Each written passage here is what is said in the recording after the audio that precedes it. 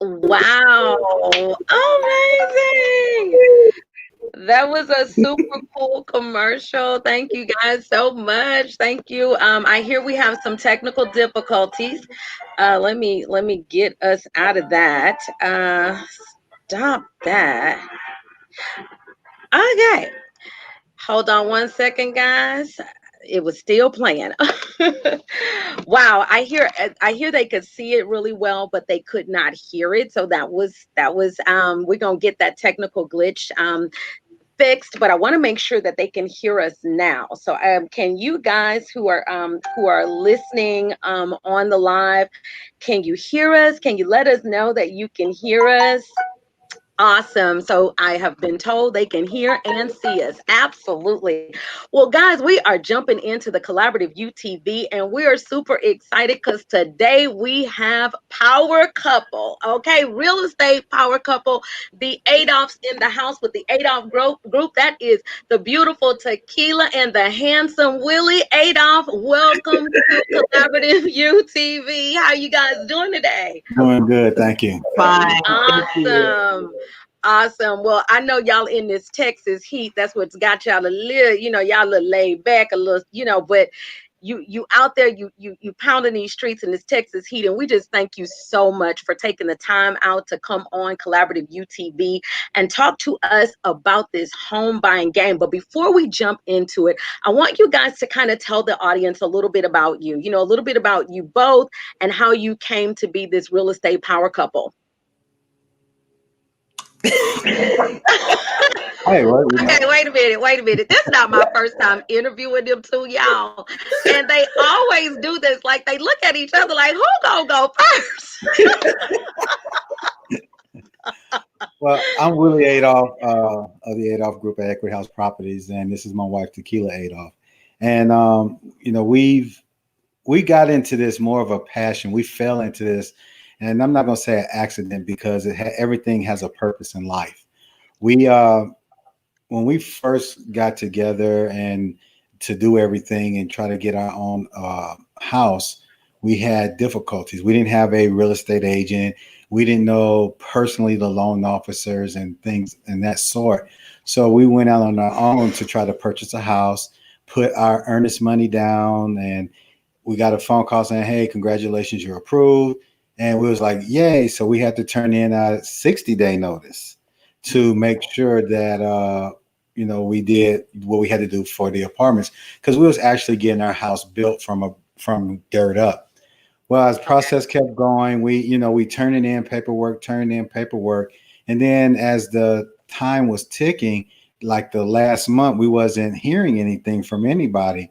So probably within 2 weeks prior to the end of our lease going to be up, we went up there to find out what was going on.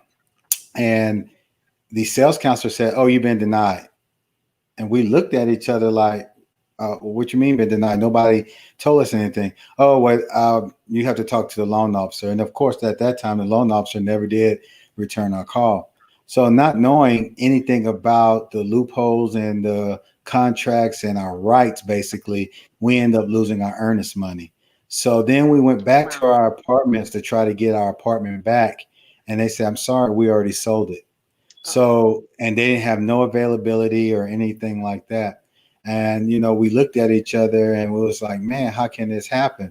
So literally we were homeless for, we didn't know where we was going to go, what we was going to do. First thing I did, of course, was call mommy. So, and I kind of went through the scenario with her and she was like, "Okay, well, we can do this for a little while. You need to get yourself together and do what you have to do."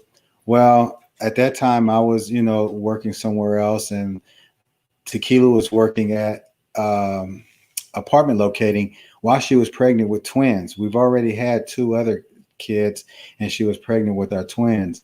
So she calls me and said, "Hey, I found a rental home in Katy, and guess what? It's buyer, a real estate agent owns it." And I'm like, "Yes, so we're not going to get messed around." So we got all happy and everything. So needless to say, we moved in. So we're going to fast forward 4 months later. they come knocking on the door, give us a letter saying we have to vacate because their current home is getting foreclosed on and they need to move back into this home. And I'm like, well, that's not my problem because we've signed a lease. Still not knowing, because we didn't have a real estate agent to cover us and to protect our interests. We did what we thought was the right thing to do, was to clean everything up. And here we are once again. We had 30 days to clean everything up and find somewhere to live. So during this time, my wife, she had the twins. So now it's 4 of us. So we're scrambling around and we end up finding an apartment, 2-bedroom apartment. So it was 6 of us in that 2-bedroom apartment. And so we tried to get our deposit back because we did, you walk in, it smelled like bleach. So, grandma said, if the house smelled like bleach, it's clean. It's clean. So we actually did everything that, humanly possible. And they said no. And they never returned our earnest money, never returned anything after that. So it was kind of devastating when we just kind of looked at each other and prayed, and said, if we ever get in a situation like this, we're going to learn to help people and try our best not to let people to go through these same things. And probably about 2 months later, 2-3 months later, my cousin called, and needless to say, fast forward, boom, we got into we started on the mortgage side. And it's just funny how everything worked around, because now I understand how the mortgage, we both understand how the mortgage part works. And then all I can do is reflect on, why did we get denied? So everything kind of turned around. And then about 2 or 3 years later, between that time, we start still seeing people getting misused, or not misused, wasn't being given the proper special treatment like they should, the service that they should, as from realtors. So my wife decided to get her license in 2005. So we were Batman and Batwoman over here. And wow. So we did that for quite some time, and we've been in it ever since. And we just, promised to God that we're going to help as many people as we can, from people, first-time homeowners, seniors. It doesn't matter if you downsizing, upsizing. Our job is to look out for the best of you, not what you can spend, what you can't spend, but the best effort. You let us know what you want, and we're going to be that one to say, we're going to hold you accountable for what you say. And we go into explanations, good news or bad. Yeah. And that's very important, because a lot of, when you think about vision and you think about purpose, a lot of our purposes are birthed out of adversity, are birthed from things that we've gone through, that we say, okay, we don't ever want another person to go through what we've gone through ever, And so, as you were talking, it really reminded me of the late John Lewis, because this was his conversation. There was the things that were not going right, and the things that were happening in the community of colored people. And he just wanted to get in and make a change. And I mean, he spent 60 years of his life devoted to that change. So I certainly understand how the adversity that you went through early on, just trying to do the right thing, trying to buy a house, trying to be, the right person for your family, how that can catapult you to the place that you are. And so that's I think that's what separates you too. Sometimes, when you look at real estate agents, there's some people that are in it, for the money. Absolutely. But then there are other individuals that are in it for the change, right? For the change, for bringing that value to the individual. So now, based on what you said, we're 15 years in real estate. Tikila, you started it off, right? You got your license first. Okay, and I noticed he be pushing you out there. Come on, go. So let's talk about that, because you guys had been, you've been exposed to the mortgage side. Now you've taken that leap of faith and you've become a real estate agent. What are some of the things, if you can reach back that 15 years back, think about some of the things that made the difference when you learned that side of it too? Like, what are some of the things that really stick out to you in getting your license and being on that real estate agent side? Well, and being a real estate agent, I think it has to do a lot with education. And when we said that our clients weren't getting taken care of, is because we were getting them alone. We were going step by step and holding them and explaining what was happening instead of throwing them at, okay, now go find a house. We explained, okay, you can only get this amount. This is what you're looking at. And we explained it. So we needed someone on the other side, which is what I was willing to do. My background is in education. I was a childcare provider. I was a hotel manager for three years. So I was always a leader in teaching people and being very patient with them. And so it was obvious for me to do the real estate side because I also like to look at houses. I'm very, so I can go out there and with you. He's the numbers guy. So it's actually listening to your client. And that was another thing that we would tell them how much money they had to spend and look for a home. But the real estate agent wouldn't listen to the clients. The real estate agent wouldn't communicate and get back with them or get back with us. And primarily our job as service providers is to communicate with our clients. If you can't talk to your clients, then you don't deserve to get paid. And that's all we're looking at, is just like helping them, listening to them, and then getting the rewards at the end. I'll always compare myself to a lawyer, first of all, because we're real estate professionals. We have a code of ethics, and we also have education requirements that we need, every 2 years, which I educate myself throughout every year. Right. So I always tell people, yes, you can go to court without a lawyer, but why would you? Why and would the lawyer you? Get paid until you win or someone wins. So Right. that's just like a real estate agent. I know you know what kind of house you want, but do you really know the contract? Do you really know what negotiating you can get on both sides? Do you really know the value of someone there to just, hey, I'm just here to help, here to Right. listen, here to To be be that. your advocate. Yeah, to be your advocate. And as you were saying that, I was really thinking about the way you both complement each other, because you said that you're the, oh, this is a beautiful house, oh my gosh, look at this, and then he's the numbers guy. So from the approach of the client, they get you both. They get the person who is sensitive to their to their touchy feely side, right? And then you get the one that's like, okay, but That's not what you said. That's not what we're doing. You can ask plenty This more is clients. cute, but your money don't pay for so I think that's what makes you guys a super couple in the real estate game, because you play off of each other very well. From your perspective, being this couple in the real estate industry, what do you think? Because that's just my observation. But from your perspective, what do you think the value is of having you both serving the client? That's it. The number one value, you got 2 for 1. And a lot of people, they always say, y'all making big money because y'all both real estate agents, but what you don't understand, there's no plan B for us. We're both full-time real estate agents, but we both put ourselves with each file. So it doesn't like I have a file, with my customers and he has a file with his customers. We have files together. We also have a team of 6 other agents that work on their files, but then we have a transaction coordinator that helps. So it's not just me and Willie working with y'all to get everything together. It's a whole team. And especially as being one of our clients, you got both of us. And there's never this concern of, oh, I need to ask Willie something at 9 o'clock at night. What is his wife going to say? I'm going to be like, answer it. See what they want.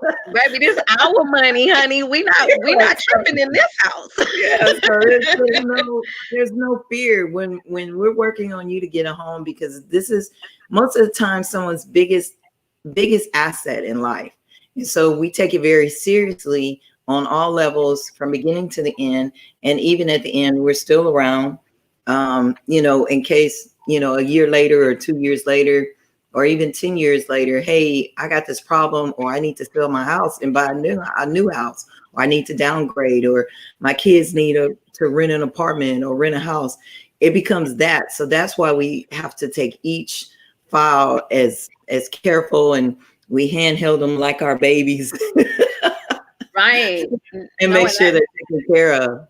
yeah, that's perfect. And that's a perfect segue because the purpose of our interview today is to really, I hear a lot of different stuff in the streets. I hear the market is up. I hear the market is down. I hear it's a buyer's market. It's a seller's market. I don't know what any of that means. And if I don't know what it means, then I'm pretty sure there are a lot of people that don't know what it means. So what I'd like to do is kind of get into those nuts and bolts of it. So, first, let me just ask you to kind of give us a definition of what a buyer's market and a seller's market means, and then tell us what kind of market we're in today. There they go, y'all. A seller's market, a seller's market means that there is less inventory and more buyers. So you have this positive thing for you. Your house is going to sell. You can pretty much get the highest value for your house. And in a buyer's market, there's a lot of inventory. And if I like this house and they don't want to negotiate or what sales price that I want, then I'm going to go to the next house because there's more houses. So that's the difference between that. It's whoever has the upper hand. And saying that, in today's market, I don't know, it's kind of balanced because with the new homes being built here in Houston. So I'm not too sure everywhere. I can only speak of the Houston area. Okay. There's new homes being built everywhere.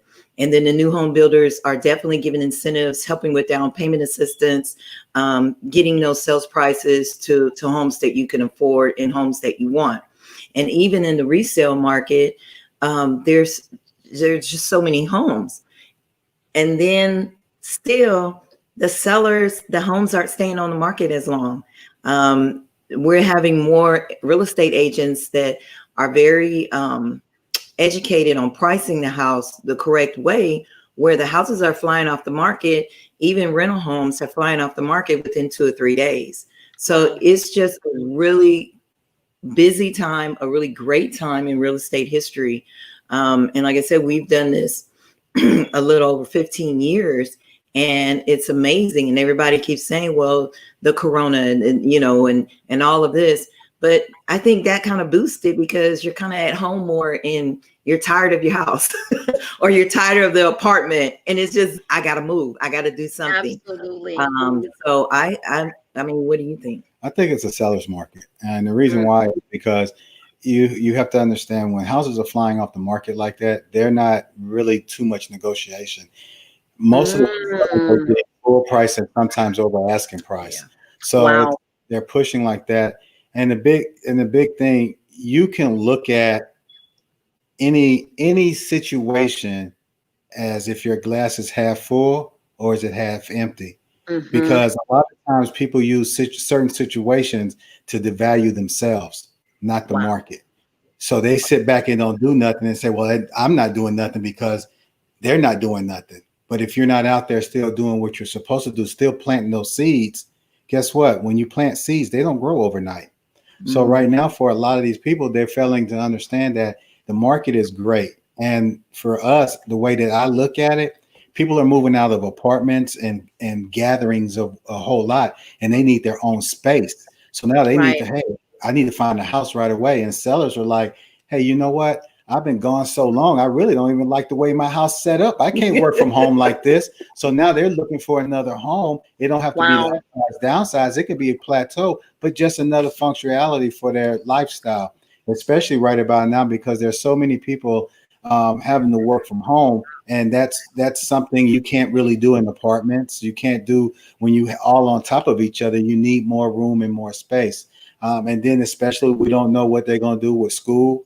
If you got to be homeschool, we need areas, we need spots, even if you do virtual tutoring, you need that certain area so they can focus like it is in the classroom. Mm-hmm. So I believe, it's a great thing. And for a lot of people, this is the time for them to work on their credit. So There's so many ways that you can look at it, because that's one of the things that we've learned during the whole process of this, is to help one not look at their credit as a hinder, but look at it as a lesson. You learned something back then. If you didn't do it the right way, guess what? Let's call a retake. Let's redo it, start all over. It may take a little longer, but guess what? You eventually get there.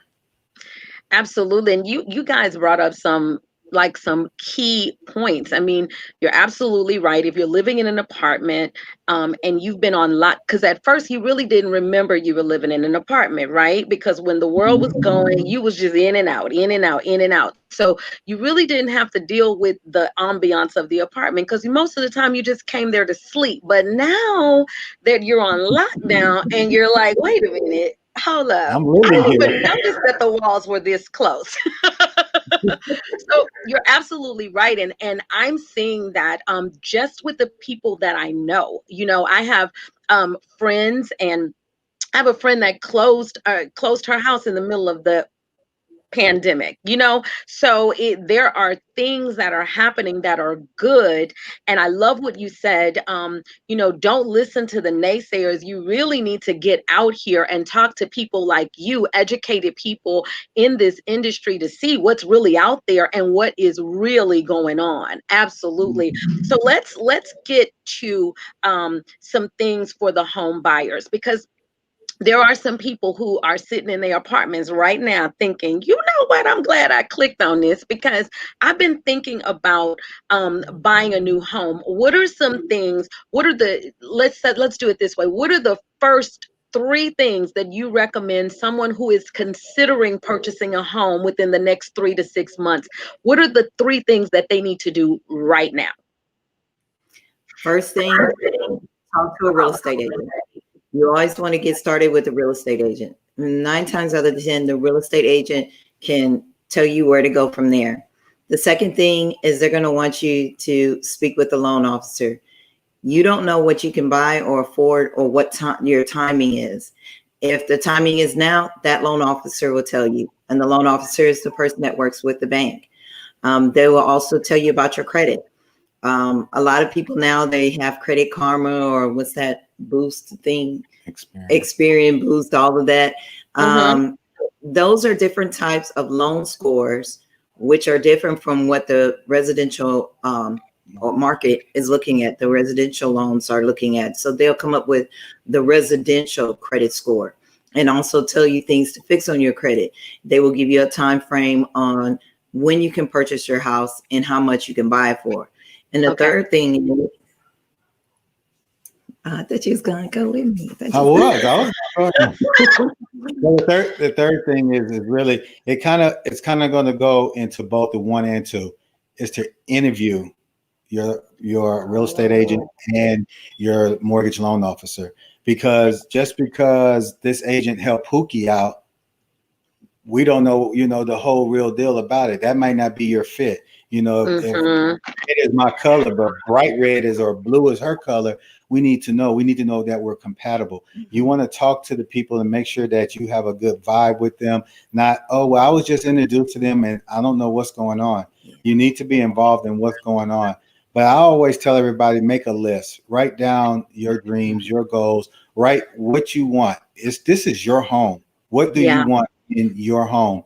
Now, in certain cases, there will be some times where if you're not getting it built, you're not going to get everything. But what's the most important thing? And those are the things that we look at. And also, I would say definitely take a look at your credit before you know what's on your credit. And by not looking at it, it's not going to go away. It's not going to disappear. You're going to have to face it and deal with it. Yeah. And I like what you said. So I'm just going to summarize the three things: is know what you want, find the right realtor, find the right loan officer. Through that process. Okay. And then, because even when you tell people, because, you can tell people to look at their credit, but most of them looking at it and they don't even know what they're looking at. Right. Truth be told. Truth be told. So I absolutely I love those 3 pointers. And so as those of you, thank you take a little pause for the cause. Thank you so much for joining us on the CollabortiveU TV. The CollabortiveU is a premier online e-learning platform where we have thought leaders from across the globe that are bringing you information to help move you from where you are to where you want to be. I'm introducing today Power Couple, Power Real Estate Couple. Yes, because we have several power couples in the group, but Power Real Estate Couple, Willie and Tikila Adolph with the Adolph Group, and we are talking home buying and home selling. So thank you guys so much for tuning in. Please like and share, because sharing is caring, because someone wants to know this information. Okay, so we'll jump right on back into the interview. The next thing, outside of that first part of the process, because I have several people that I know that are in that beginning phase of the process. But when it comes down to the actual searching for homes, I have a question for you. Should a person start looking at homes first before they know what they qualify for? Or should they, because most people look for the home first. No. Okay, so Willie didn't finish the story of our life. While we were in the apartment, we were looking for homes. And we were mortgage loan officers at that time. And we were looking at homes, and we decided, hey, we like this type of home. And he was telling what he wanted in a home. And I was like, oh, we can't afford that. So then we had to decide to lease. And so we leased a home. At the time we were leasing the home, we were making enough money when we purchased our first home. Again, it was before we hired a real estate agent. I think I just got my license, but I didn't know what I was doing back then. Being real. Trial and error, yes. And we purchased our first home, and we didn't get an inspection. So the little steps in between the beginning and the end, that real estate agent is so crucial on putting all those pieces together for you, because you don't know. So if you go out looking for houses and you fall in love, but you can't afford it, then you just wasted a whole lot of time. So that's why we kind of like frowned up and all of this. Or you look for houses now, and the loan officer said you can't purchase a whole home until 6 months from now. Then you have a definite time point, and then the house that you look for 6 months is not going to be available in the next 6 months, or even you might have to lease for a year. So no, you can't skip that process. But what you can do is, like he said, and what we did, we had a vision board. We had a long list of what I wanted and what he wanted. We knew that. Wait a minute, hold on. Did I hear that right? We had a long list of what I wanted. Oh yeah, and then wait. Was your list longer than his? No, mine was easy. His was out of the box. His was a lot. I just wanted to know. That's just me being nosy. That's okay. Keep going. And when we after we purchased our first home, we realized there were some things that we didn't want. We was just excited to be able to buy a home. And, and so when we started looking around and we wanted to buy our second home within a year, we didn't even stay a year at that first house. We didn't even stay a year. We was just like, this is not what we want. Just because we got, we were able to get it, we didn't want. So it's crucial to have that list. So for the second house, we had a list. And in particular, I'm not going to go through the whole list, but I wanted enough bedrooms, enough for all my kids. We had 4 kids. I wanted enough bedrooms. I wanted enough bathrooms. I wanted a game room. And I wanted my master bedroom downstairs with a separate tub and shower. That was me. Now, my husband. I just wanted enough room to entertain. No, go on. Tell me what else is on your list. That was good. That was enough. Enough room to entertain. So where we're getting at is, he was specific. That was it. He was very specific. He said, I want a big backyard. I want a game room separate from the living room. And I want green countertops, green granite countertops in my kitchen. Wow. This is 2004. And I'm like, No, I say, you know what? Just because you the man, if we find a house with inventory that got everything that I want with green countertops, that's our house. And moving 17 years forward. We're still living in that house with the green granite countertops. Wow. Had enough bedrooms for all of our children and a guest bedroom, enough bathrooms. Green countertops. And granite I don't want green countertops no more. So. I got something else weird on the next list. But there is something very very important to what you just said, outside of just like what you wanted. I like the fact that you said that when you settled for what you didn't want, you couldn't even stay. Mm-hmm. Right. Like you weren't comfortable. And I think sometimes, people have that angst in them, that they want to do something, and so they just jump into something to say that they've done it. But then think about it, that's an amazing investment, that's a long-term investment. Mm-hmm. And so if you can, if you guys would have held off a year, right, or just held back a day or a month, you may have come across that other home at the time. But just the you're ready to jump into it, and you didn't, like, you had to sell it. So I think that's key for someone else. Don't be anxious for nothing. Right. Whatever it is that you're looking for, it's out there, and it will come in time and space and moment in which you can get it and afford it, or you can work towards it. Let's talk about that. So, in your professional experience, when someone comes to the table and they may not necessarily be ready when it comes to their credit, right? And I know that you can't really, you can't say specifically how long it takes to build credit and or do those things. But if you could, just in your experience, what's the average timeline? I mean, not someone that's coming from a 1 credit score. Okay, we're not. We're not talking about building from the bottom to the top, but but those who may have some challenges. They may need 80 to 100 points, and everything else is kind of in place and in line. What's in your experience, kind of the time frame, or give a range of time frame that people can expect to kind of work through something like that? In saying that, like you said, it's the time frame is kind of hard because it's really broad. It can be 6 months, or it can be up to a year. And the reason why I say that is because you have some things that's on your credit that gets to become a little stubborn to remove. And a lot of people really fail to understand what credit repair really is.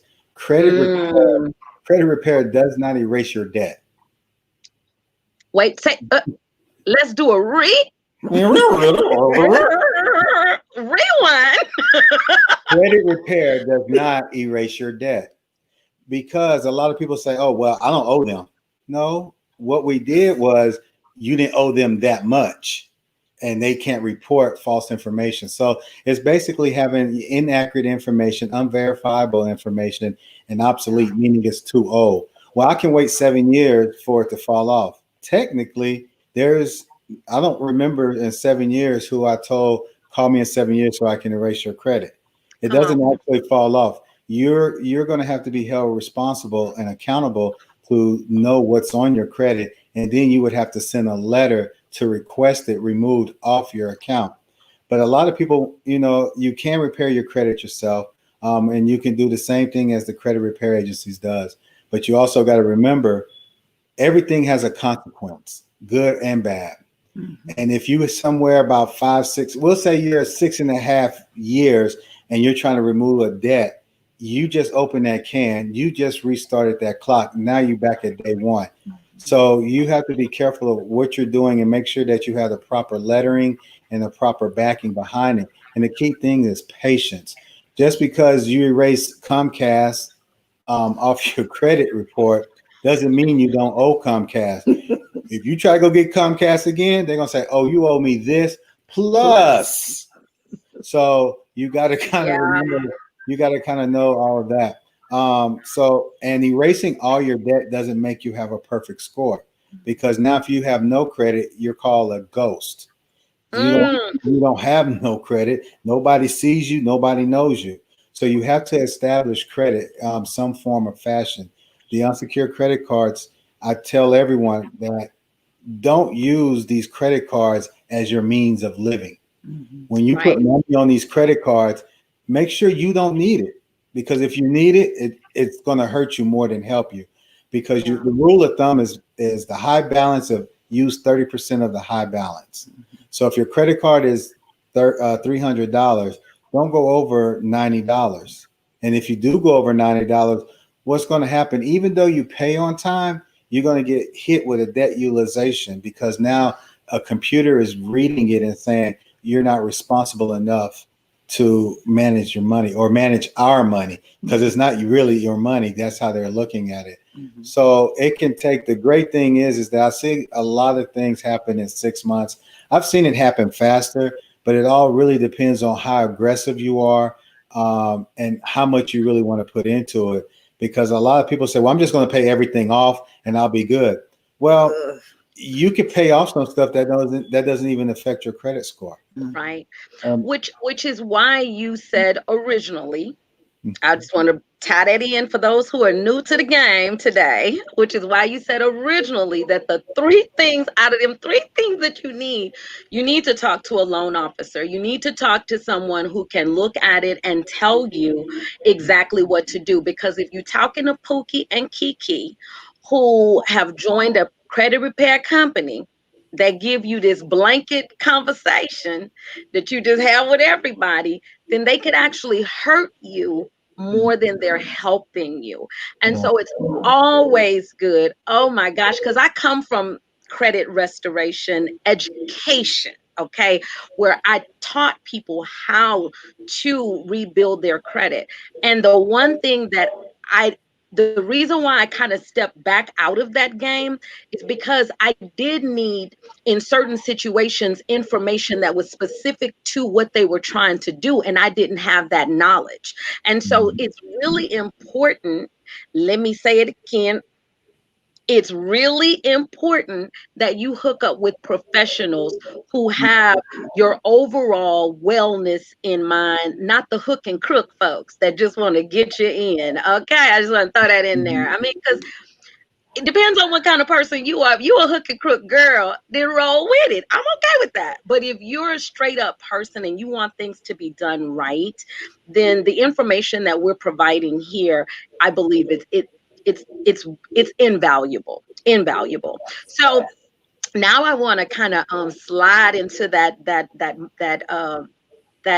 book that you guys wrote. Yeah, yeah. And I actually have a copy right in front of me. I'm gonna reach and get it.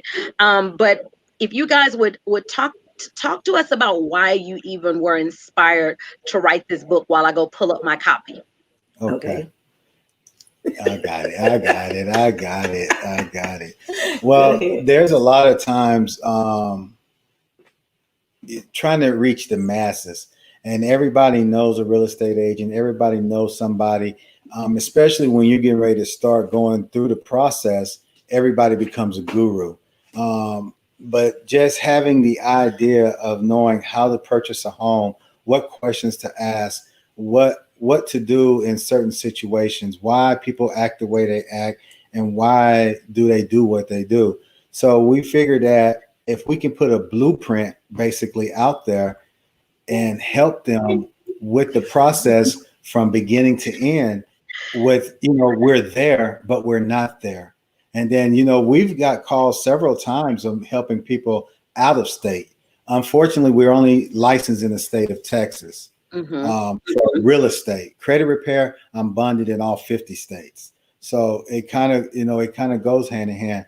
But when you are purchasing your home, our guide from from the beginning to the end, it tells you, everything you need to do, rent versus purchasing, what the questions to ask for, what to prepare yourself for.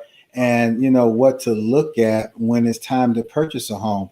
And a lot of people say, well, I don't make enough money to save. Mhm. Well, what are you willing to sacrifice?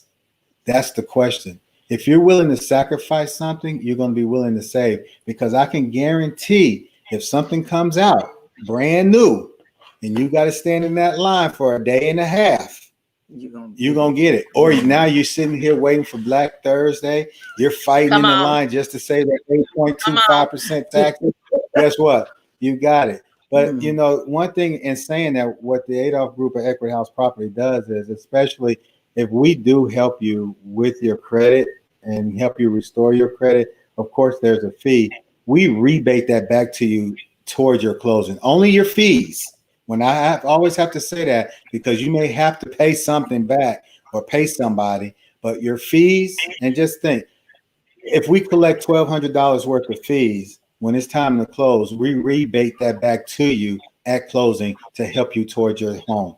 So what inspired me was just to be able to help people, and not everybody like us. They don't. I don't know why, but everybody don't like us.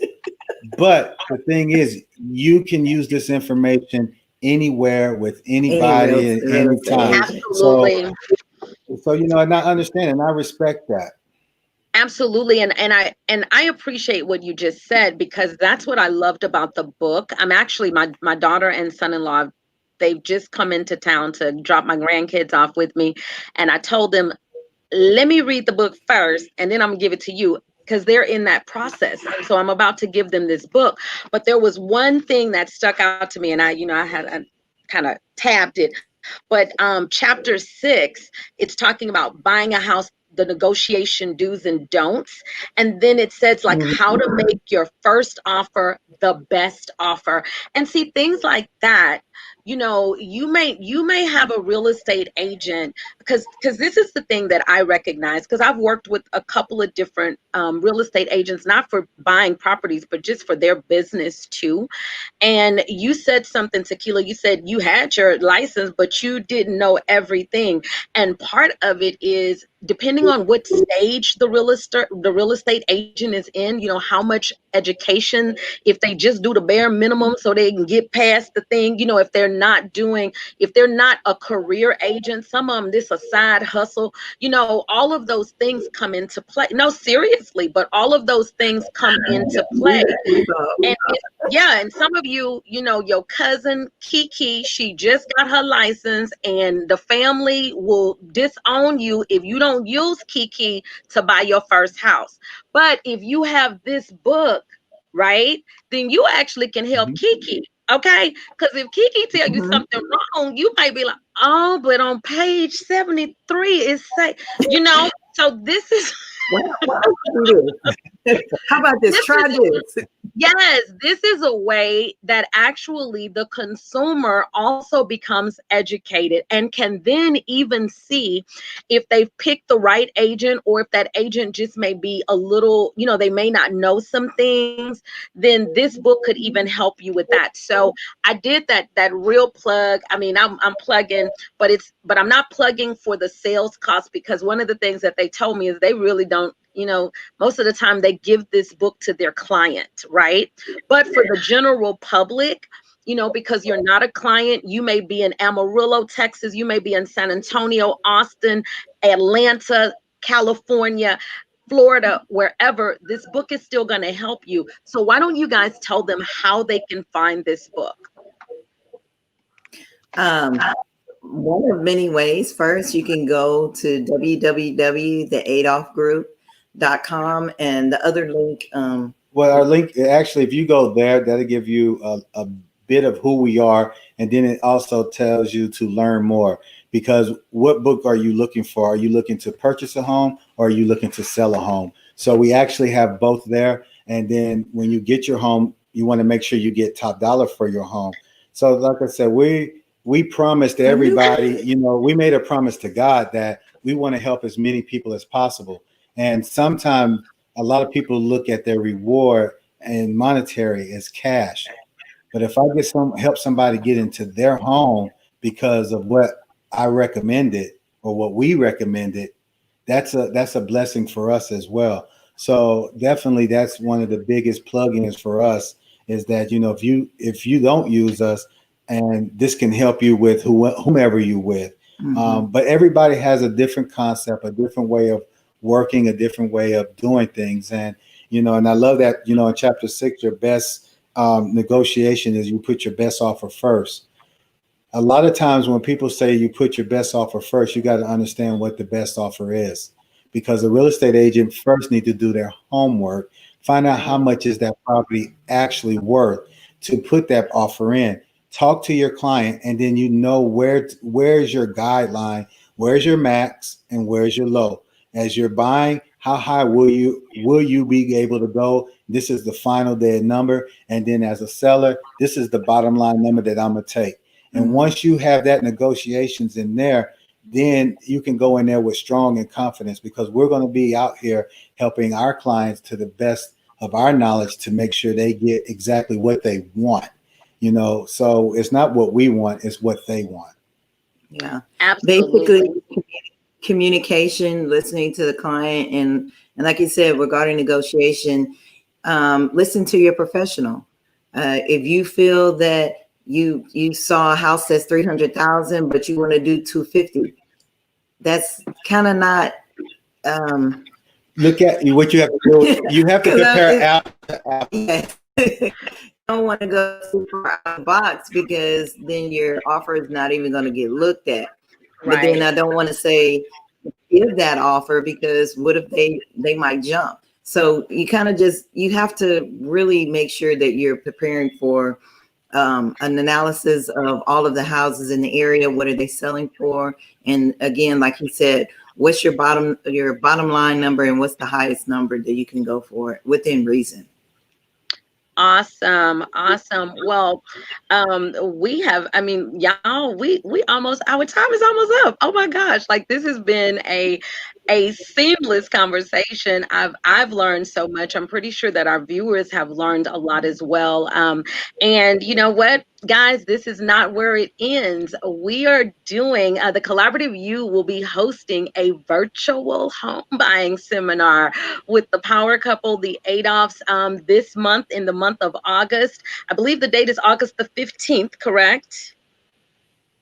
I believe so. You know what? August 12th. And I should know that. But our link will be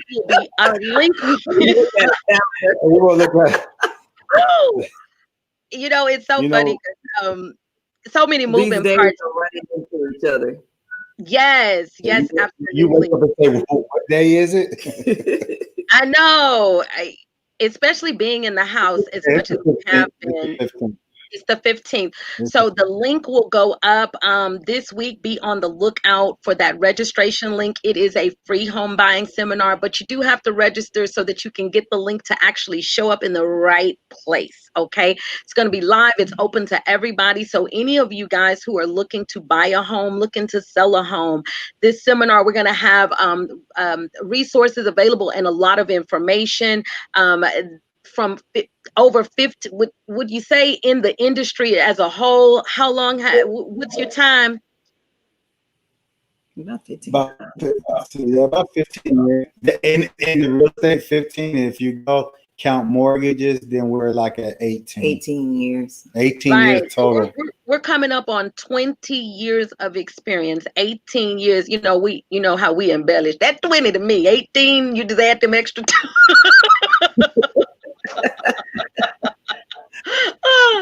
But I mean, a wealth of knowledge, and they're not only do they have knowledge, but they have the compassion for individuals, because now they're taking it and they're duplicating themselves in the form of these books so that they can get the information out to you so that you never have to go through what they went through. Now, that's what I call a kingdom mindset, not just about what they can do for their client, but what they can do for anyone so that they can get that information. I believe the book is how much is the book?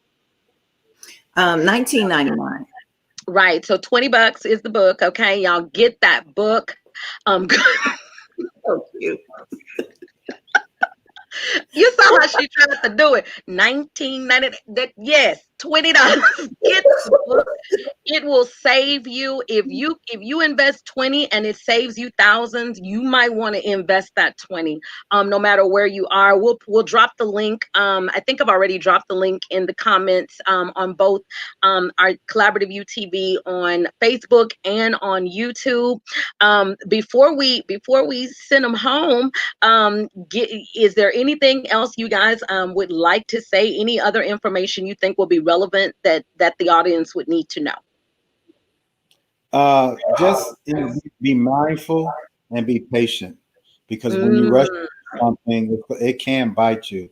I tell all my clients, when you walk through that front door and you don't get chill bumps and goosebumps, that's not your home, because you want to walk in every day and say, this is what I work for. Yeah.